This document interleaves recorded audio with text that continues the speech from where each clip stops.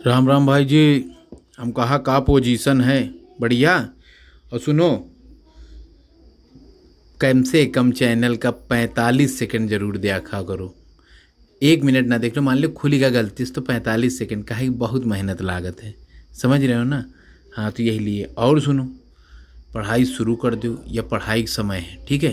ये समय भविष्य बनावे का है, और भविष्य बनावे के लिए कीमत तो चुकावे के पड़ी।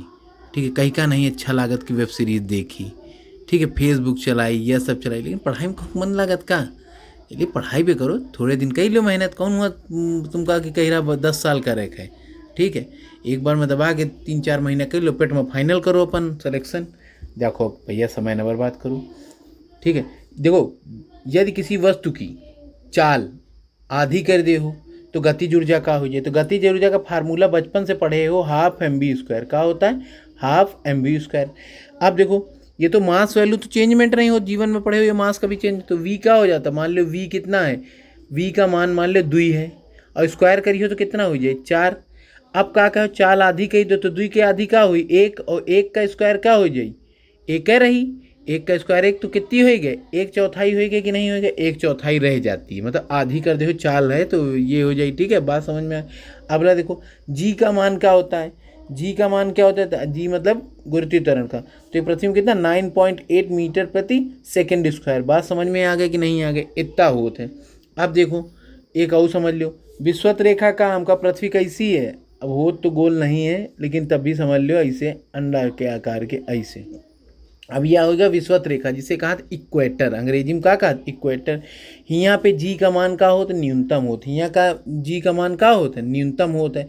और देखो, अब ध्रुव कौन है, पोल, ये दोनों पोल आए, उत्तरी ध्रुव इसका कहा देखा, दक्षिणी ध्रुव। तो जैसे जैसे ऊपर का बढ़ी हो तो जी का मान यह जगह से इक्वेटर से, यहाँ से है या रेखा से ऊपर की तरफ तुम जाइयो तो जी का मान का हो बढ़ी। बात समझ? फिर यहाँ से नीचे की तरफ जाइयो तब वो जी पे जाए तो कहे, देखो इधर भी ध्रुव के पास जा रहा हो, इधर भी ध्रुव पे, इधर भी पोल पे, इधर पे, तो जी का मान बढ़ता रहता है। बात समझ में आ गया? अगला देख लो। अब देखो, पृथ्वी की सतह से ऊपर जाने पे, अब देखो मान लो ये पृथ्वी में हो तुम, और मान लो हिमालय पर्वत ऐसे ऐसे चढ़त चले गए, जैसे जैसे ऊपर जात जाइ हो वैसे वैसे का होई, जी का मतलब गुरुत्वीय त्वरण का मान का हो जाए, घटता जाएगा। बात, पृथ्वी के ऊपर जाने पर का जी का मान घटता है, तो जी का मान का हो जाए, घटता जाएगा। बात समझ में आ गई कि नहीं आ गए? हाँ, आओ समझो, पृथ्वी क्या करती, गोल घूमती है। कैसे घूमती है, को बता दे पृथ्वी कैसे घूमत, तो बेटा पश्चिम से पूर्व, सूर्य पूरब से निकलता है। बात समझ में? उल्टा होता है। ठीक है? हाँ, मान लो गलती मार दी हो तो देखो इधर पृथ्वी का ये या है कि नहीं गोल, तो ये इक्वेटर है। अब पृथ्वी जैसे गति अपनी बढ़ा दी, मान लो पहले कितने स्पीड से चलत रहे वैसे बढ़ा दी नहीं, तो जी का मान का हुई, जब तेज घूमी लट्टू तेज घूमत, पृथ्वी लट्टू तना घूमत तो का हो जाए, जी का मान कम हो जाए। जैसे लट्टू का हो जाए जब धीरे घूमत है, ठीक है, धीरे धीरे घूमत तो सब कुछ देख ले, और जब तेज घूमत तो कहाँ देख पाओ तो इसका। ठीक है? और देखो, और यदि उसके घूमे वाला घूर्णन मतलब घूमने वाला घूर्णन की गति क्या हो जाए, घटाने पे जी का मान क्या हो जाए, बढ़ जाए। तो याद रखना, तेज घूमेगा तो जी का मान कम होगा, और ठीक है धीरे घूमेगा तो बढ़ेगा। अब देखो, अब पृथ्वी के केंद्र पे जी का मान क्या होता है, केंद्र मतलब ये होता है, ठीक है, ये बात समझ, सेंटर पे तो जी का मान 0 होता है। ठीक है? जैसे जैसे ऊपर जाइयो पोल पे तो क्या बढ़त जाई। अब सुनो, पृथ्वी से कोई चीज़ फंसा के गोफना मार दे तो कितना हुई, और इतनी तेज 11.2 किलोमीटर प्रति सेकंड की स्पीड से, याद रखना किलोमीटर प्रति सेकंड याद रखना। ठीक है? स्पीड से फेंक दो तो क्या हो जाए, दोबारा पृथ्वी में ना मिली। बात समझ में आ गए कि नहीं आ गए? और सुनो, पृथ्वी में तो इतना हुई, सूर्य बाबा में कितना हुई, पृथ्वी से बड़े हैं ना, तो बड़े के हिसाब से क्या हो जाए, 42 किलोमीटर प्रति सेकंड के हिसाब से। बात समझ? पलायन वेग है। और चंद्रमा में क्या हो जाए, ठीक है, चंद्रमा पृथ्वी से छोटा है भाई, एक का है बच्चा है, और पृथ्वी बात समझ में कहीं क्या है, तो सूर्य क्या है, ठीक है, बच्चा। तो अगला देखो, पलायन वेग का हो जाए, चंद्रमा का पलायन वेग कितना है, 2.37 किलोमीटर प्रति सेकेंड है। बात समझ? और सुनो, गैस के जो मॉलिक्यूल्स होते हैं इन्वायरमेंट में, ठीक है, वातावरण में जो गैस होती है, तो वही का पलायन वेग कितना होता है, 6 से लेकर 7 तक। तो पृथ्वी का पलायन वेग क्या था, 11.2। तो याद है, इसीलिए गैसें पृथ्वी में टिकी रहती हैं। ठीक है? इसीलिए यहाँ जीवन संभव है, और चंद्रमा में जीवन थोड़े संभव है, क्योंकि यहाँ का पलायन वेग क्या है, गैसों के पलायन वेग से कम है, तो इसलिए गैस के अणु नहीं रहते हैं। बात समझ में आ गई कि नहीं, पलायन कर जाते हैं। अब पृथ्वी की सतह, ठीक है, पृथ्वी की सतह पे ऊपर जाने पर वायुमंडलीय दाब ऊपर जैसे ऊपर जाइए तो वायुमंडलीय दाब का हो जाए, कम हो जाए। ऊपर जैसे बढ़त रहिए तो वायुमंडलीय दाब का कम हो जाए। और सुनो, वायुमंडलीय दाब नापा काहे जात? बैरोमीटर से। काहे नापा जात? बैरोमीटर से। और यह कहाँ लगा है? मौसम कृषि मौसम अनुसंधान कहाँ लगाई हो? कृषि मौसम अनुसंधान केंद्र कहाँ है? नागपुर में है, ठीक है। और जहाँ ओ सॉरी नागपुर कह रहे हैं, पुणे में है, ठीक है। नागपुर में तो पर्यावरण है, नागपुर में क्या बच्चा? पर्यावरण है। बात समझ में आ गया कि नहीं आ? और देखो वन अनुसंधान कहाँ है? देहरादून में। बात। और बैरोमीटर में एकदम से डाउन हो जाए तो आंधी तूफान आई। का आई? आंधी तूफान आने की संभावना हुई। जब धीरे धीरे डाउन हुई तो वर्षा हुई। देखो, जब एकदम से बैरोमीटर एकदम से नीचे चला जाए पारा, तो एकदम आंधी तूफान। धीरे धीरे जाई तो क्या हुई? वर्षा की संभावना है, ठीक है। अब सुनो, जब बर्फ के दो टुकड़ों को आपस में दबाई हो, जैसे मान लो ये बड़ा है तो ये का हो जात? चपक जात कि नहीं चपक जात? अरे स्कूटर में शादी बारात में लाद के लाए बस कि नहीं लाए? बर्फ है। बात समझो, आगे चलाओ तो एक देखो, ठीक है। लमरेटा वाला स्कूटर, हाँ, प्रिया गोल्ड का आवत रहा ना, वही का हो। जब दो टुकड़ों को आपस में दबाने पर क्या हो जाता है? तो उनके दाब अधिक होने पर, जब दोनों मिल जाइए दाब अधिक हो जाए, एक के ऊपर दूसरा सीढ़ी धर दे हो तो क्या हो जाए? हाँ, जो चलावे वाले की दिक्कत ना हो जाए, या ना पूछा जाए पेपर में। दाब अधिक होने पर बर्फ का गलनांक क्या हो जाता है? घट जाता है। देखो, दाब ज़्यादा तो बर्फ का गलनांक घटेगा। अगला देखो, जल का घनत्व कितना होता है? 1 ग्राम सेंटीमीटर क्यूब होता है। या फिर ऐसे कही तो 10 की घात, वही तो होगा ग्राम की यूनिट, 10 की घात 3 ग्राम मीटर क्यूब हो जाएगा, ठीक है। सेंटीमीटर क्यूब हो जाएगा, इधर मीटर क्यूब हो जाएगी। और सुनो, जल का घनत्व तो कितना? 4 डिग्री में होता है। कितना अधिकतम होता है? 4 डिग्री में। और आयतन न्यूनतम होता है, याद रखना पेपर में, आयतन न्यूनतम होता है, डेंसिटी अधिकतम होती है, वैल्यूम कम होती है, इंग्लिश में भी समझ लो। अब देखो, बर्फ का घनत्व कितना होता है? 0.9 ग्राम सेंटीमीटर क्यूब। ये देखो, ठीक है। तो ये देख लो, चाहे ये देख लो, तो एम आई जाए, पॉइंट हट जाए तो 9 हो जाए। बात समझ में आ गया कि नहीं आ गया? अगला देखो, द्रव का घनत्व अधिकतम कहाँ पे? देखो, द्रव का घनत्व, ठीक है, अधिक होने पर पृष्ठ तनाव क्या हो जाता है? पृष्ठ तनाव क्या हो जाता है? जल वर्षा की बूंदें क्या हो जाती? गोल क्यों हो जाती? पृष्ठ तनाव के कारण। क्योंकि कोई भी चीज़ अपना कम क्षेत्र काहे लेगा? गोल में। कौन चीज़ कागज का इतना बड़ा हो तो क्या गोलमलिया दे तो क्या हो जाए? छोट नहीं हो जाती? तो याद है, पृष्ठ तनाव क्या हो जाता है? बढ़ जाता है। आप देखो, द्रव का घनत्व, ठीक है, बात द्रव अपने घनत्व पे की वजह से केशु तत्व क्रिया करता है। अब केशु तत्व क्या है? जल का ऊपर चढ़ना। जैसे पानी एक तवलिया के एक तरफ डुबोते हो और पानी देखो धीरे धीरे धीरे धीरे धीरे धीरे पूरी तवलिया गिले देते, तो उस वजह से क्या हो जाता है? कम चढ़ पाता है, ठीक है। बात समझ में आ गई? घनत्व यही लिए देखो, मोमबत्ती के बीच में अच्छी होती लालटेन वाली बाती में देखो, ये हल्का हल्का रेसा छोड़ दी जाता है, इसे कपड़ा में, ठीक है। तो यही लिए हो जाए, ठीक है। अगला देखो, अब देखो, ताप बढ़ाने पर द्रव की सांद्रता क्या हो जाती है, ठीक है। अब देखो, दाब ताप बढ़ा दो तो द्रव की सांद्रता क्या होगी? घट जाएगी। अब देखो, मान लो पानी है, भगोना में इसे चढ़ा दी नो बटोई में, ठीक है, हियाँ लगा दी हो आग गैस के, झमाझम जल रही देखो, या आग आए तो याद में पानी जो चढ़ाए तो पानी का हुई नीचे नीचे ऐसे गरम गरम गरम करत होते, तो उस समय कहा नहीं घट जाता है ये सब ना, पानी पतला हो जाता है। जब गर्म करिए तो पानी का हो जाए? पतला हो जाए, तभी तो गर्म पानी से कपड़े साफ हो जाते, रेसा रेसा, ठीक है। हाँ,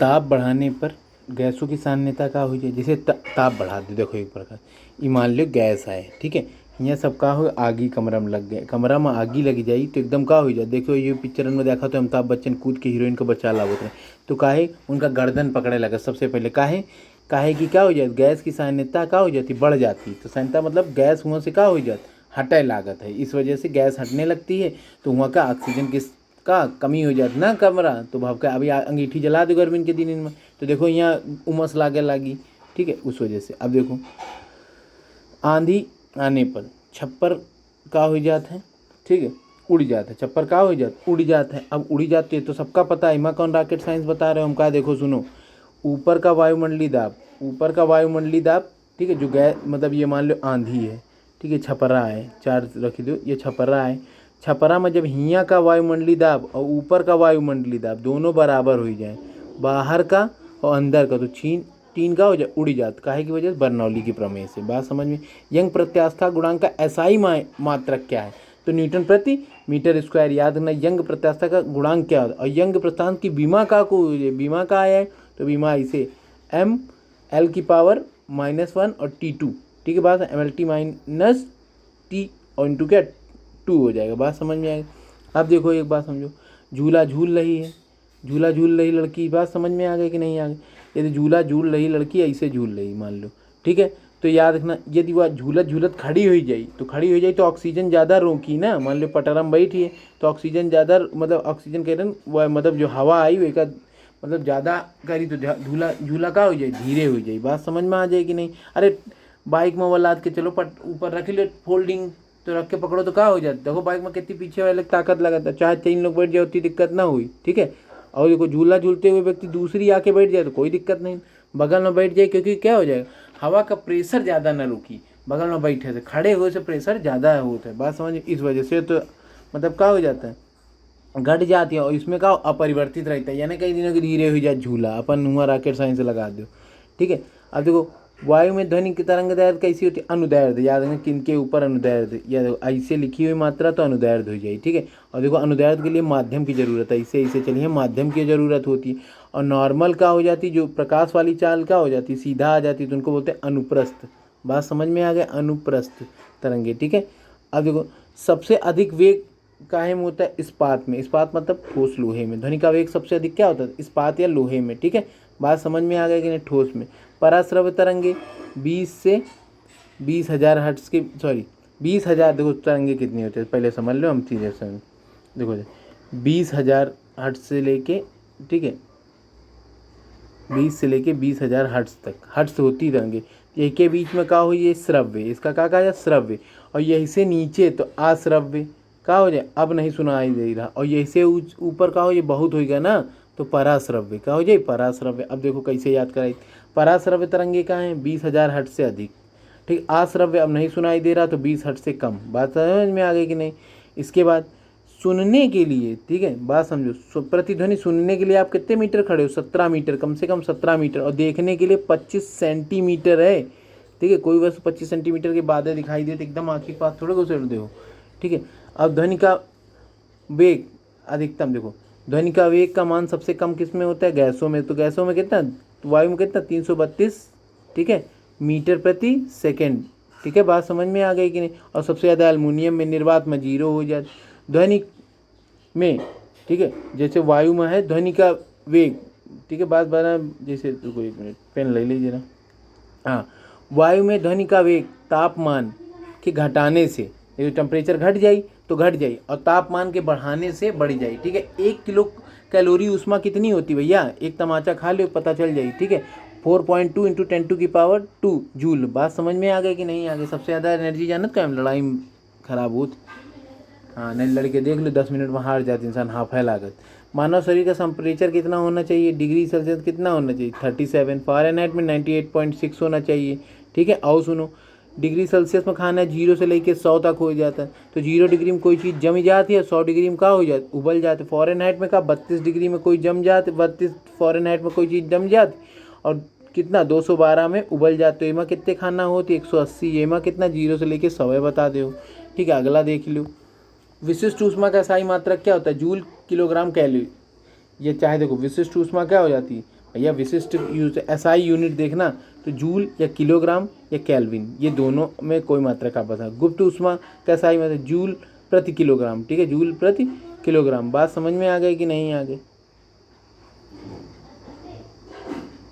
केल्विन क्या हो जाता है, केल्विन तापमान, तो ये देखना बर्फ का गलनांक है। तो केल्विन में कोई चीज़ जमा थी 273 पे, उबलत कितना 373 में, खाना कितने हो गए 273 373 100 खाना हो जाए। और केल्विन नाम के वैज्ञानिक क्या बनाए रहे, ठीक है।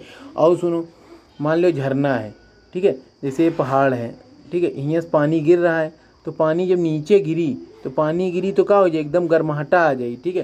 पानी गिरने के बाद हमेशा याद रखना टेम्परेचर बढ़ जाती है, इसलिए झरना में नहाए से मतलब ठंडा पानी नहीं गर्म पानी मिले झरनन में, ठीक है। हाँ देखो झरने में जल की ऊंचाई से गिराते हैं तो उसका क्या हो जाता था, बढ़ जाता है। बात समझ में आ गई। अगला लिखो ताप, ठीक है, सेल्सियस के पैमाने में, मतलब सेल्सियस -273 तक के बाद कोई चीज़ माइनस में जा ही नहीं सकती, इसके बाद कोई आज तक रिकॉर्डर नहीं है, ठीक है। बात समझ में आई। चलो विद्युत केतली में पानी किस कारण गर्म हो जाता है, पानी देखो जलों में क्या हो जाता है, जल में क्या होता है संवहन के कारण। देखो इधर गर्मी आती रहती है, धीरे धीरे धीरे धीरे धीरे ऊपर तक पहुंचा देती। बात समझ।